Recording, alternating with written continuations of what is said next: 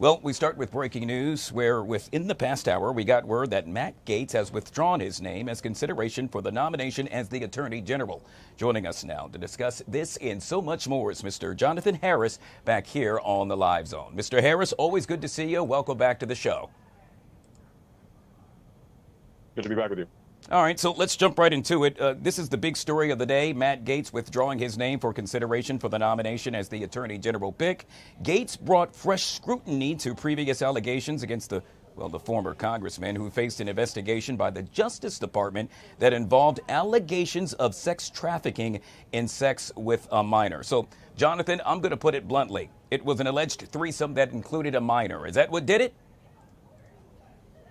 You know, you have to ask yourself why he would even bother doing this in the first place, because everyone knew that Matt Gaetz had long been under investigation for sexual misconduct. And it's almost like you have to ask yourself why any person would even in their right mind nominate him. But then, of course, do you remember that Donald Trump himself was found to have raped a woman by a New York jury and a judge? So perhaps it's the bad judgment, but this is another part of why it is so important that the Democrats keep the pressure on Donald Trump, not this kind of, fireside chat that I was really disappointed to see President Biden engaging in, but really acknowledging the fact that Donald Trump ran a campaign on taking rights away from women and now putting people like this who are alleged to have, and I mean credibly alleged to have engaged in sexual misconduct with women, and just the bad judgment that it showed to begin with is terrible. And his response,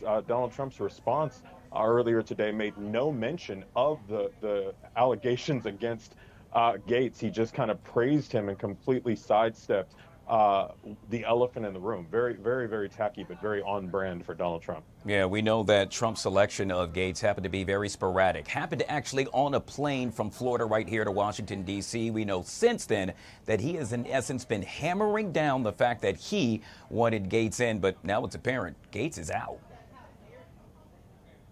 Right, and it's and look, the point is it's not just Gaetz. It's Pete Hegseth. There's some other. I think the woman that Pete Hegseth, of course, being the Fox News host that he decided to appoint. I think there was a World Wrestling Federation or host or character that he's also appointed.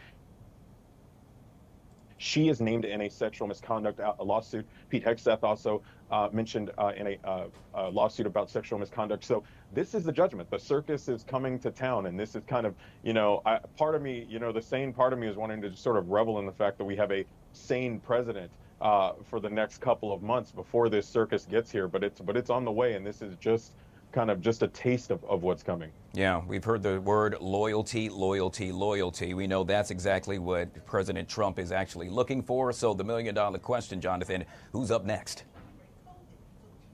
Oh, God, I don't know. We've already gotten the guy from Fox News. We've gotten a World Wrestling character. We've got Dr. Oz. Perhaps we'll get Dr. Phil as Secretary of State next. I'm not sure. I guess we can open up a TV guide and see what characters are on these shows, and then we'll get an idea of who Trump's going to throw up next. It's a bit sad, actually.